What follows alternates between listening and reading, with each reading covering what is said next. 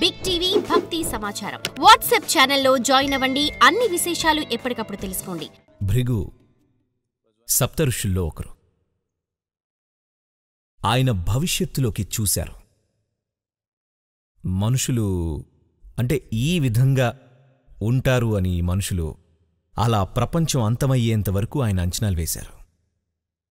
అంటే ఆయన మీ గురించి చెప్పారా అంటే కాదు, ఆయన మానవాళి గురించి చెప్పారన్నమాట. ఏ విధంగా పరిణామం చెందుతుంది, ఏం చేస్తారు అని. ఇంకా ఎన్నో కలయికల మార్పులు, అంటే వాళ్ళు ఈ విధంగా ఉంటే వాళ్లకు ఏమవుతుంది, వాళ్ళు ఆ విధంగా ఉంటే వాళ్లకు ఏమవుతుంది అని ఇలా ఆయన ఒక మ్యాప్ తయారు చేశారు. మీరు దీన్ని ఒక స్కెచ్ లాగా చూడాలి. గాలి కదలికలకు వేసినట్టు. ఉదాహరణకి ఇక్కడ అల్పపీడనం ఉందనుకోండి, గాలి ఇటు వెళ్తుందని మనకు తెలుసు. అంటే అధిక పీడనం ఉంటే గాలి అందుకు భిన్నంగా వెళ్తుంది. అలా ఆయన మానవాళికి ఒక మ్యాప్ వేశారు. మానవ చైతన్యం ఈ విధంగా ఉందంటే వాళ్ళు ఈ దిశగా ప్రయాణం చేస్తారు, ఇలాంటి గర్భంలో ఉంటారు, ఇలాంటి వాటిని ఆకర్షిస్తారు, ఇది జరుగుతుంది అది జరుగుతుందని చాలా వివరంగా చెప్పారాయన. భృగు సంహిత అనేది సౌరమండలం అంతమయ్యేంతవరకు మానవ చైతన్యానికి ఒక మ్యాప్ లాంటిది. మానవ చైతన్యం ఎలా పెంపొందుతుంది, ఎలాంటి మనుషులు వస్తారు, ఇలాంటివన్నీ పరిగణలోకి తీసుకున్నారు. దీన్ని ఎలా చదవాలో ఆయన కొందరికి ట్రైనింగ్ ఇచ్చారు. ఒక విస్తారమైన మ్యాప్ తీసుకుంటే, ఉదాహరణకి మీరు టోపోగ్రాఫికల్ మ్యాప్ చూసారా? అంటే మనం సాధారణంగా చూసేవి కాదండి. Geological survey of India, United states, వీళ్ళందరికీ మ్యాప్లుంటాయి. అవి ఎప్పుడైనా చూసారా అండి? అవి చదవాలంటే దానికి శిక్షణ అవసరం. ఆ మ్యాప్లో అన్నీ రాసి ఉంటాయి. లేదా మీరు ఏరోనాటికల్ మ్యాప్స్ చూసారా? అవి చాలా సంక్లిష్టంగా ఉంటాయి. మీరు గనక ప్రపంచంలో ఒక చోటు నుండి మరొక చోటికి ఎగరాలంటే ఏరోనాటికల్ మ్యాప్లుంటాయి. మీకు మంచి శిక్షణ ఉండాలి. నేను ఆ పరీక్షలన్నీ రాసి పాస్ అయిపోయాను కూడాను. కానీ నేను నావిగేట్ చేయలేను. ఉదాహరణకు ఇక్కడ నుండి సౌత్ అమెరికాకు వెళ్ళాలి అనుకోండి, అంత సులువుగా వెళ్ళలేను. ఎందుకంటే ఈ భూగ్రహం గుండ్రంగా ఉంటుంది, తిరుగుతూ ఉంటుంది, టైమ్ జోన్లు మారిపోతూ ఉంటాయి. ఇవన్నీ మ్యాప్లో ఉంటాయి. అది చదవగలిగిన వారైతే 2 నిమిషాల్లో అది చూసి వెంటనే ఆ కోఆర్డినేట్స్ రాసుకుని ఎక్కడికి వెళ్లాలో తెలుసుకోగలరు.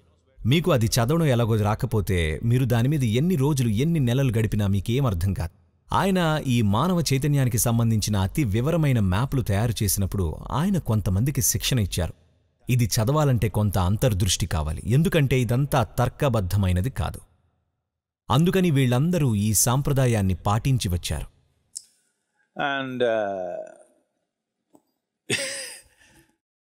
అందుకని మీరు ఎంత అనుమానం పడ్డా కూడా, మీరు ఎలా ఉన్నా మీ మొహం మీదే మీకు మీరు ఒక మూర్ఖుడిలా అనిపించే విషయాలు చెబుతారు.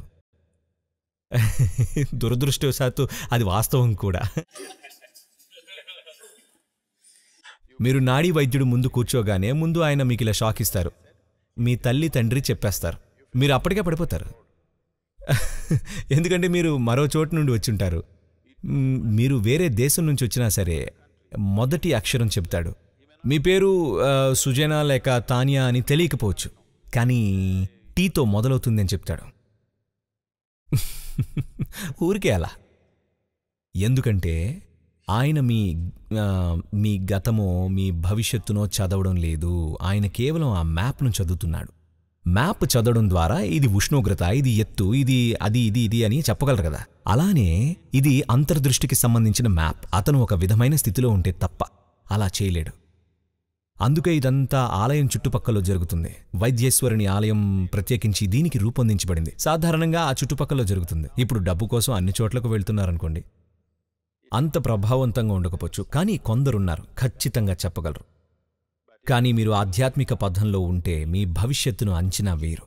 ఎవరైనా సరే ఎప్పుడూ ఇంతే. మీ భవిష్యత్తు చెప్పడానికి వాళ్ళు అంగీకరించారంటే మీరింకా ఈ మార్గంలో లేనట్టే.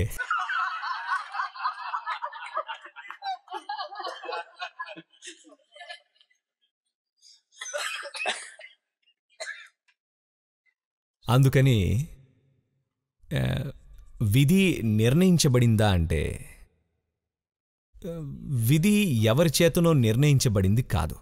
ఇట్ ఈస్ యువర్ ఓన్ కర్మ. అది కేవలం మీ కర్మే. మీ సాఫ్ట్వేర్ ఒక విధంగా ఉంటే మీ విధి ఆ విధంగానే జరుగుతుంది. మీ కంప్యూటర్ మీద ఒక విధమైన సాఫ్ట్వేర్ ఉంటే మీరేం చేసినా అది అలానే పనిచేస్తుంది కదా.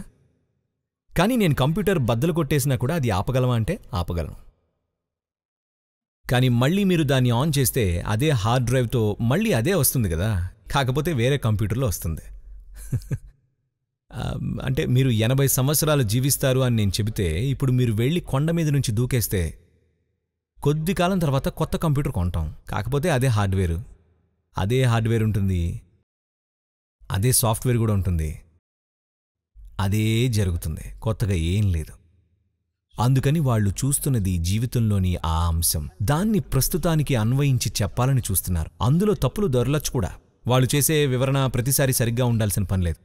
That interpretation may not always be right.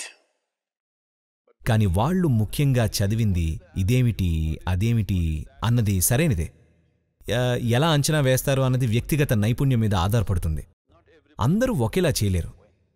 ఈ శాస్త్రమంతా భృగు సంహితగా అయ్యింది. కాని మీరు ఆధ్యాత్మిక మార్గంలో ఉంటే వాళ్ళు మీకు చెప్పరు, మీరు ఆ వరుసలోకి రారు. For more videos like this, subscribe Big TV channel.